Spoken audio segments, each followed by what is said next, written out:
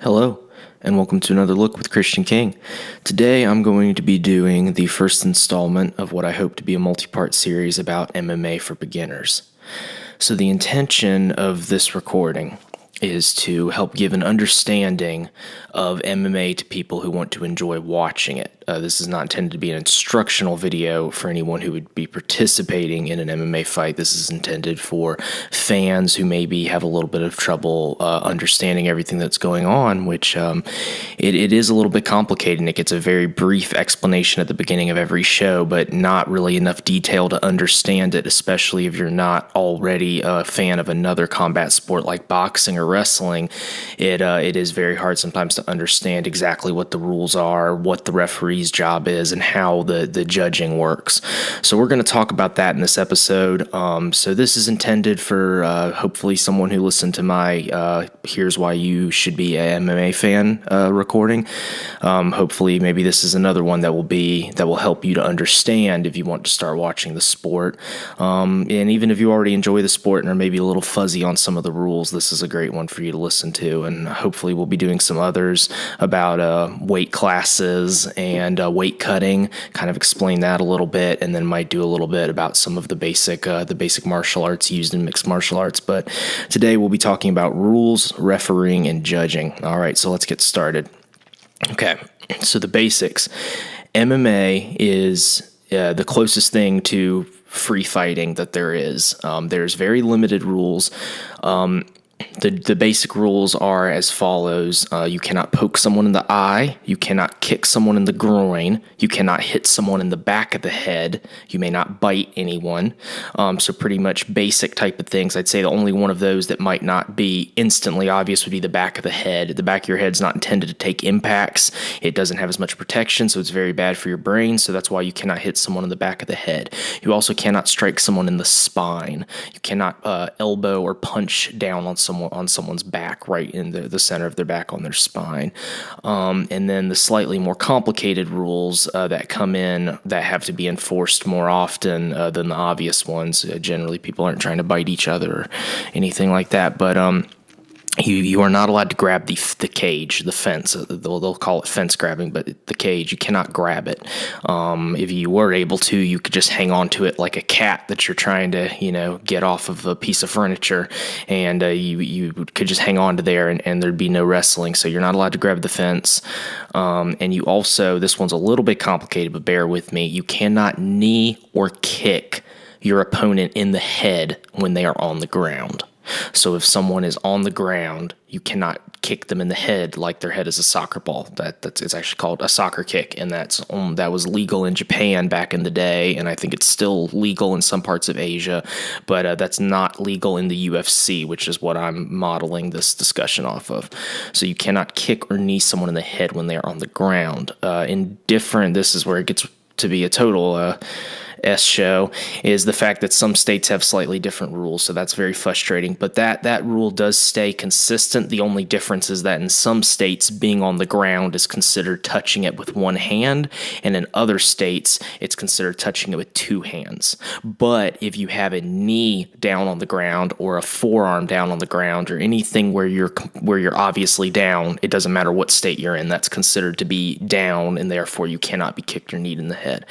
So that one's a little bit confusing, but those are the general rules that the fighters have to follow, as far as the ones that are more commonly used. Okay, so now we're going to get into, so what's the referee's job in this thing? Okay, so if both fighters are fighting a good, clean, fair fight, the referee will essentially be invisible. You'll just see him kind of in a few of the different camera angles before the TV production switches to get the ref out of the shot. But other than that, you won't really hear anything for him other than at the end of each round, he'll make sure that the fighters have a clean break. And by clean break, what I mean is that no one is punching someone after the bell, because you're really locked in the moment when you're in a fight, and you're really zoned in, and your senses aren't as aware of things going on around you, so it's a little bit harder to hear something like the bell go off when you're so zoned in. So the ref's there to make sure he gets in between them, no one hits each other after the bell. But in a good, clean fight, the ref should not have to do very much, but in a lot of fights, the ref does have to do a fair amount amount. So a very common occurrence in a fight is that someone pushes out with their hand and accidentally puts their finger in someone's eye. Not as bad as it sounds. It's just a poke. They don't get their eye gouged out. I've seen some bad ones, but generally it's just a little bit of a poke, and the ref has to call for a pause in the action, and the person who was poked has up to 5 minutes to recover, and a doctor may be brought in to check on them if necessary. Another common referee occurrence is that someone gets kicked in the cup, which is the protective gear that you wear. I think you get the idea. So if you get kicked in the cup, which obviously the cup does protect you, but it still hurts, still shakes you. Or for women, even if you get kicked there, that's not going to feel too good either. So the person who gets kicked will get up to 5 minutes to recover, and generally a doctor will not be brought in for that because there's nothing to look at, as opposed to checking the eye to make sure it's not scratched. So. Okay, so the ref's basically there to do that. Sometimes you'll see the ref kind of encourage people to engage. If it's kind of a little bit of a staring contest, the ref will say, all right, we need to work. Also, if someone's down on the ground and the person's on top of them, but neither one of them are doing anything, the guy on the bottom is not looking to utilize jiu-jitsu, and the guy on top is not looking to strike or advance to a more dominant position, you'll hear the ref tell them they need to work or they're going to get stood back up.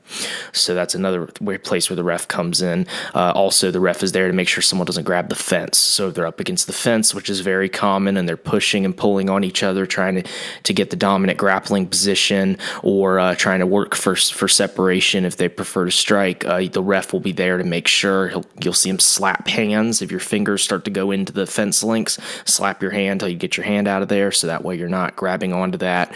So the ref is just there to kind of keep the fight going, but the ref isn't in there with a whistle or making hand signals like in basketball or football. He's not in there calling things for the crowd to hear. He's not doing any of that. He's just in there to make sure it's a good, clean fight. So that's a big difference between a referee in combat sports and a sport like basketball, where the ref is very much constantly engaged in the game. In MMA and other combat sports, the ref is really just there to hopefully not do very much except for call for a break at the end of each round if everyone's fighting a good, clean fight and not bending any rules. So that's the purpose of the referee. And then, of course, the referee's number one purpose in there is that not every fight is going to go all 3 or 5 of its title fight rounds and go to a decision. A lot of times someone will get knocked out or submitted, or they will get technically submitted, tech sub, which would be where you go unconscious before you have the ability to tap, or where one of your limbs gets severely injured to where the ref has to stop it. He sees your arm break, even though you didn't tap, he's stopping it. If your arm's badly broken, or a technical knockout, which is where you're not knocked out, but you're not defending yourself anymore. You got knocked down, now you're getting punched on the ground, and you're not really doing anything. They call it intelligent defense. You're not intelligently defending yourself. The referee will step in. So that's the referee's most important job in everything. Obviously, it's important to make sure that the rules are followed and that it's a clean fight, but most importantly, he's there to protect the fighters. And if one of the fighters starts to be not defending himself, the referee will step in and call the fight and make sure that he gets. The refs have to get in there. You'll see them kind of dive in there, using kind of their back and shoulder to shield themselves, but they'll dive right in front of the guy who's getting punched on the ground. And, usually I haven't really seen referees get hit very much. Sometimes a little bit of a glancing shot might hit the ref if he gets in between, but that's what they're there for. They're there to protect the fighters. That's very important. If you're already knocked out and you get hit 3 more times, we don't have all the research, but if you're already unconscious and you get hit a few more times in the head, that could easily take a year or 2 off your life, as far as I understand brain health science. So, and they're still working on those studies, but it's not good, especially once you're already concussed or knocked out. You don't need to get hit anymore. So that's what the ref's there for. All right. So the most complicated part of of MMA is judging. It's the hardest to explain and make sense because it's just not very common sense the way the scores are read. It's just a little confusing. And part of why I'm making this video is actually my poor wife. Well, she doesn't mind it that much, but she watches a lot of MMA with me.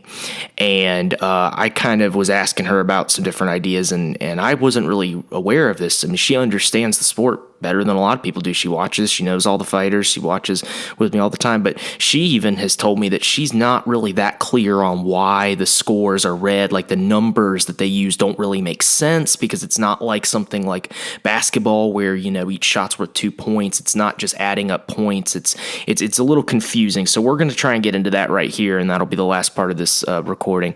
So the way that judging is scored, the way that judges score an MMA fight was taken from boxing. And what it's called the 10-point must system. The fighter who wins the round will get 10 points. His opponent will get 9 or less based on how they did. So we're going to break that down. So first off, you might ask, is there such thing as a 10-10 round where it's a tie? Both people get 10 points. There is. You very rarely ever see them. They should be used more often, in my opinion. I've seen a lot of rounds where I feel like you're just BSing if you say that you know who won that round. There's some rounds that are very close, but that's not used very often. But yes, it can technically be used.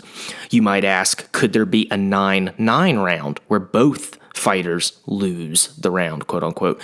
Well, there can, but only because of losing a point. So if someone wins a round 10-9, so their opponent gets 9 points and they get 10 points, but in that round, they grabbed the fence egregiously, and the referee took them to the center, held their hand up and said 1 point, and then resumed the action. Well, now, even though they won that round and got 10 points by the 10-point must scoring system, they now only have 9 points for that round because they lost 1 point for an infraction.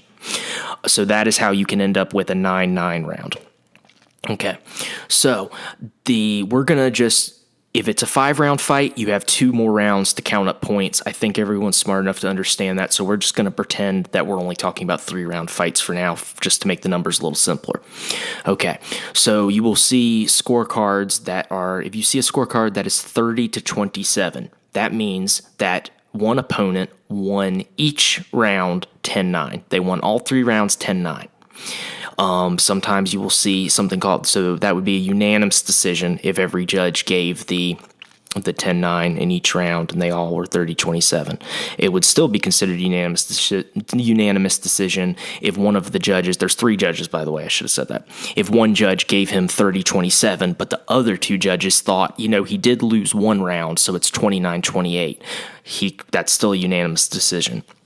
A split decision is where one ref thinks that one guy won, so maybe 29-28 for the guy in the blue corner, but then the other 2 judges say, no, it was 29-28 for the guy in the red corner. Well, then the red corner fighter won a split decision. You all do get draws in MMA, so you can have draws, and even if 2 judges scored a draw and one judge picks a winner, it's still considered a draw. I believe it's called a majority draw, even though you could argue that 3rd judge broke the tie. That's not the way they look at it. You can also have a draw where one judge scores it a draw and one judge scores it for one guy and the other judge scores it for the other guy. And it doesn't matter what those scores are. It just matters who they gave the fight to. So it doesn't matter if one guy got a 30-27, but the other guy got a 29-28, and then one ref called it a draw.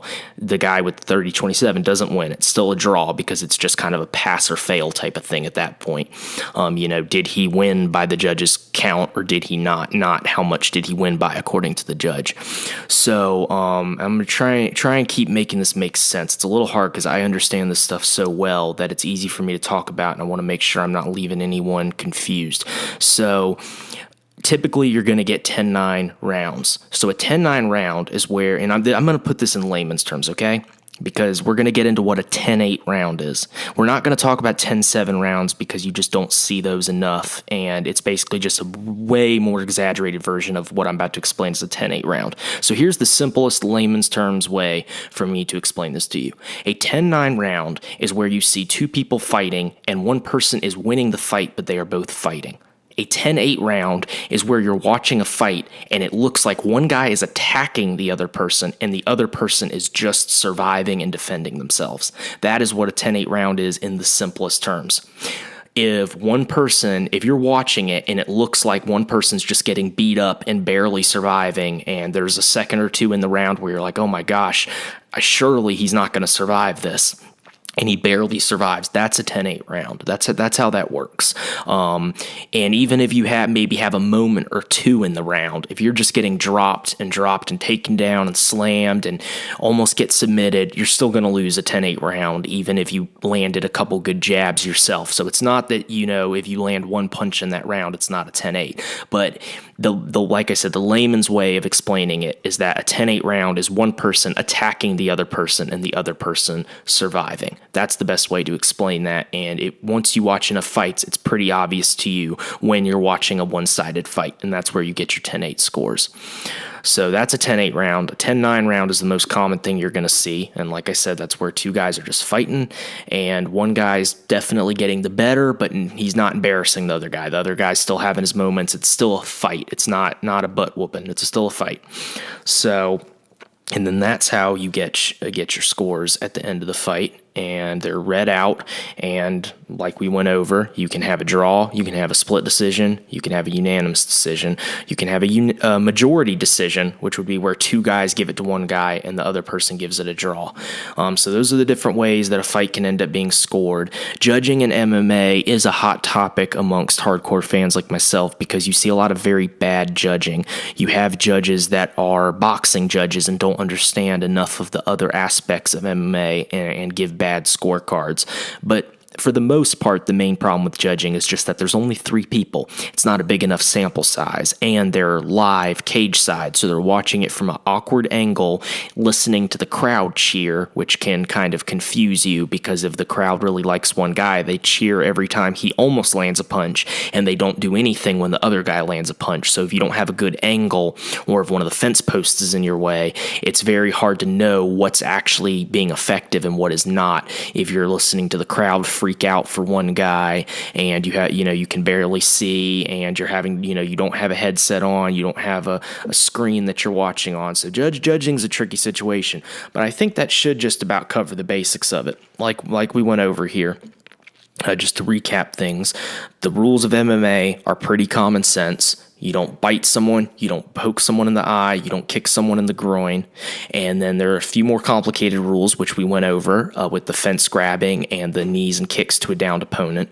And then you have the I'm just going to mention one other little rule in there that might not be common sense, but it is once you think about it. If you're grappling with someone, if you're engaged in wrestling or jiu-jitsu or both on the ground, you cannot, they call it small joint manipulation. You can't bend someone's pinky back and break their pinky. You can't attack someone's fingers. You can't try and break someone's finger. That's not how that works. You can attack someone's arm or their leg or their neck, but you can't just go trying to break someone's fingers because, that's just so easy to do. It's easy to break someone's finger, so that's not allowed. So I should probably explain that. But then we went into how the refereeing works and what the ref's main purpose is there and what you're going to see from them the majority of the time. And we went over their most important purpose about protecting the fighters. And then we went into how the judging decisions are read, what the different categories of decisions are, and how the judges apply what they're watching to their scorecards. So I think we just about covered everything. Like I said, you've got your 10-9 round, which is what you're usually going to see, and then you've got your 10-8 rounds. And just always remember, if you're watching a fight and you're wondering how the scoring goes, just think about it in the simple terms that I put it, which is that a 10-9 round is where you can kind of tell who's winning, but they're both fighting, and a 10-8 round is where you're watching someone just survive and the other person's just whooping them. And that's the best way to remember that. People overcomplicate it with all these fancy words and thinking, just overthink it, and they make it way too hard to understand. That's how I'm going to explain it to you, and I think that 99% of the time that's an accurate way of explaining it, especially if you have good judges. So I'm going to go ahead and get off here. I'm going to look to do another part of this series on weigh-ins and weight classes. So we're going to talk about that and weight cutting. I do have another video that's uploaded about just UFC weigh-ins, but that's a little bit more. You might want to not listen to that one until you listen to the one I'm going to do about the basics of weight cutting and weigh-ins and weight classes, because if you don't understand about the weight classes and the weight cuts and how that all works, then it's not going to make any sense to you. But so yeah, I'm going to get off here. I hope this video helped someone potentially understand more about the rules and refereeing and judging in MMA, and I look forward to the next time that I record for you.